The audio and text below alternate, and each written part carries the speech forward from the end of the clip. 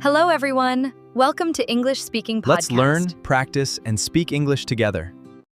I'm Olivia. I'm so happy you're here with us today. It's great to be back. And honestly, today's topic is one that so many of you have been asking us about for weeks. It really is. I remember when I was learning a new language myself, this exact problem drove me crazy. You know all the words, you know the grammar, but the moment you open your mouth, something just freezes.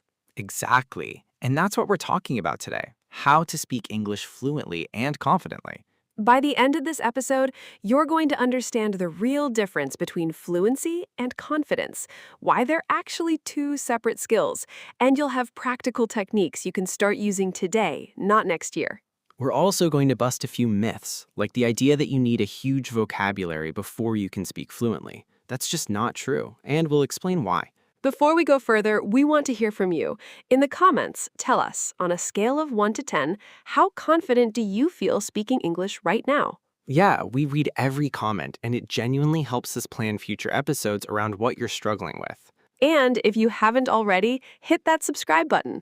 We post new episodes regularly, and each one is designed to help you sound more natural and more confident.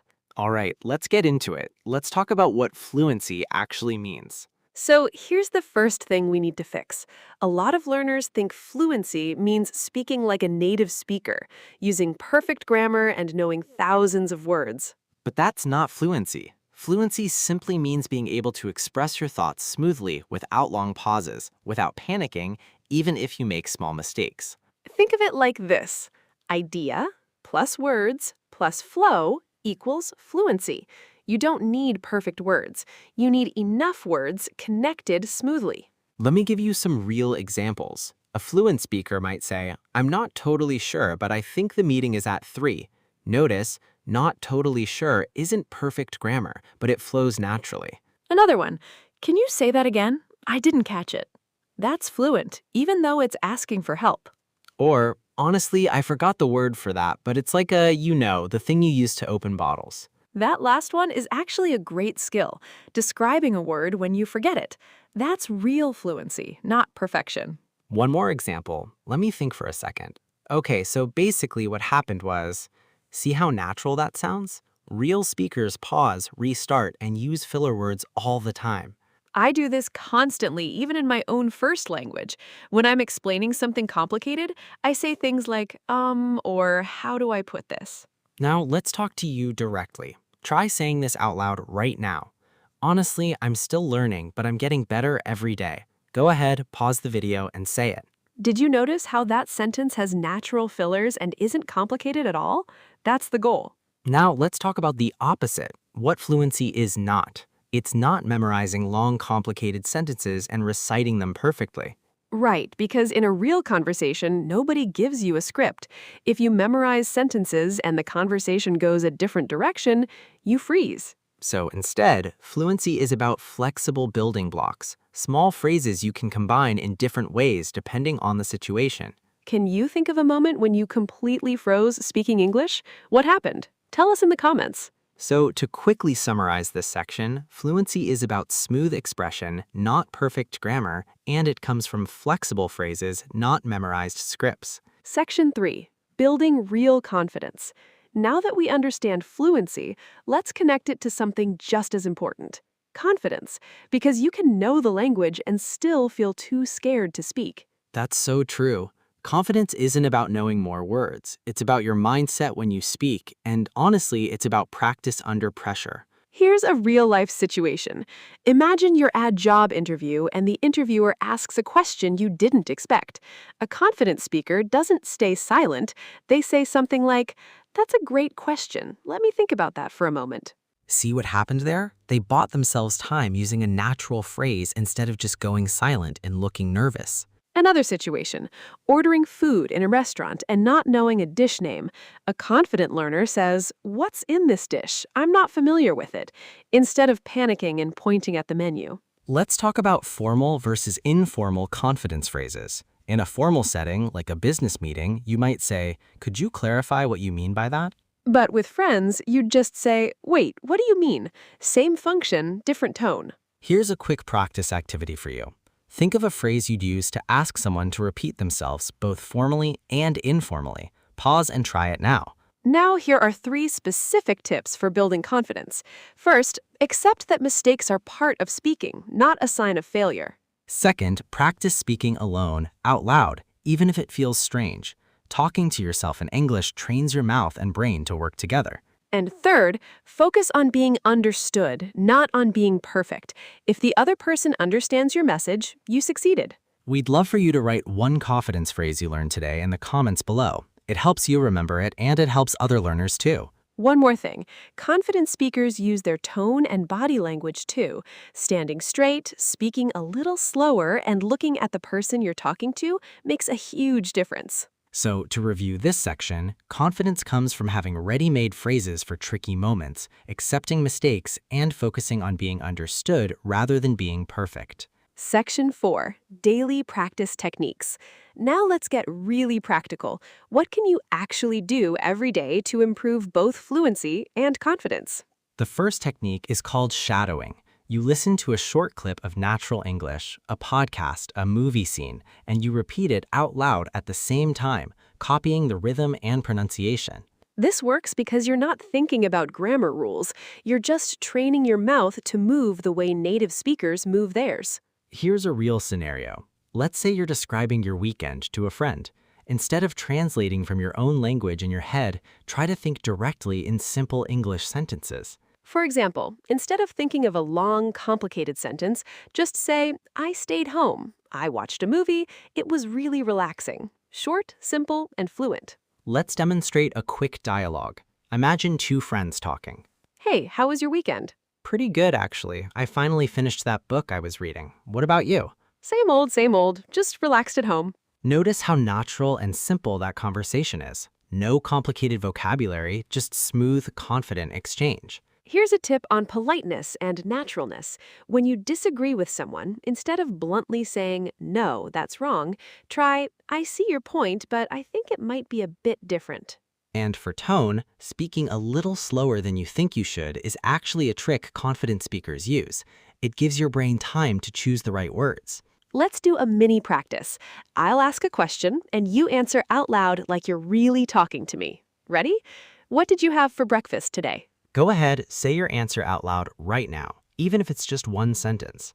That's exactly the kind of practice that builds real speaking muscles, not just passive knowledge. So let's quickly review the structure here. Shadowing for pronunciation, thinking directly in simple English, and daily mini practices like the one we just did. Section 5, Common Mistakes. Okay, let's be honest with you here. We've made plenty of mistakes ourselves learning new skills, and English learners make some very common ones too. Let's go through them. Mistake number 1, translating word for word from your first language. For example, someone might say, I have 20 years, instead of, I am 20 years old, because in some languages, that's the direct translation. The correct way is I am 20 years old. In English, age uses to be, not to have. Mistake number 2, overusing complicated words to sound smart, which actually makes speech less fluent. Instead of saying, I am currently experiencing difficulty comprehending, just say, I'm having trouble understanding. Much more natural. Mistake number 3, staying completely silent when you don't know a word, instead of describing around it. Instead of freezing, try, I don't remember the word, but it's something you use to blank. That keeps the conversation flowing. Mistake number 4, apologizing too much for your English level, which actually hurts your confidence more than it helps. Instead of saying, sorry, my English is bad, just speak. Most listeners care about understanding you, not judging your accent. Honestly, one of us used to say sorry before every single sentence in a new language. It became a habit that made speaking feel scarier than it actually was. Try this practice. Next time you make a small grammar mistake, just correct yourself naturally and keep going without over-apologizing. And remember, mistakes are completely normal. Even native speakers make grammar mistakes in casual conversation all the time. So don't be hard on yourself. Every fluent speaker you admire today once struggled with these exact same issues. Now it's time for our favorite part. Choose the correct sentence. We'll give you 2 options, and you decide which one sounds more natural. Situation 1. You forgot a word during a conversation. Option A, I don't remember. Option B, I don't remember the word, but it's like a container for water. Option B is much better because it keeps the conversation moving instead of stopping it completely.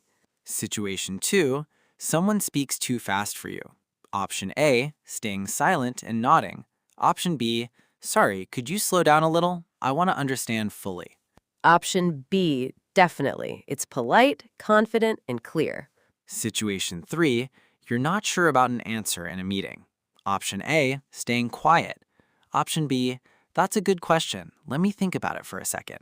Again, option B, it buys you time and sounds confident. Situation 4, a friend asks about your weekend plans and you haven't decided yet. Option A, I don't know. Option B, I'm still deciding, but I might just relax at home. Option B is more natural and gives more information, which keeps the conversation going. Situation 5, someone corrects your grammar mistake. Option A, apologizing repeatedly. Option B, oh, thanks, got it, and continuing the conversation. Option B, definitely. Confident and moves forward instead of dwelling on it. Try saying all 5 correct answers out loud, one after the other. This builds real speaking confidence. And here's your challenge. Create one more situation like this yourself and write it in the comments with 2 options. Remember, the goal here isn't perfection. It's real, natural conversation, even with small mistakes along the way. Wow, we covered so much today. Let's quickly go over everything we learned. We covered 3 big things. First, fluency means smooth expression, not perfect grammar. Second, confidence comes from ready-made phrases and accepting mistakes. And third, daily practice techniques like shadowing and thinking directly in English make a real difference. You don't need to master everything at once. Just pick one technique from today and practice it this week. Here's a question for you to think about. What's one situation where you usually feel nervous speaking English? How could you use one of today's phrases to handle it differently next time? Let us know in the comments, and if this episode helped you, please like the video, share it with a friend who's also learning English, and subscribe to English Speaking Podcast for more episodes like this. We genuinely believe that with consistent practice, anyone can speak English fluently and confidently. You're already on the right path just by being here. Thank you so much for spending this time with us today. Keep practicing, keep speaking, and don't be afraid of mistakes. See you next time.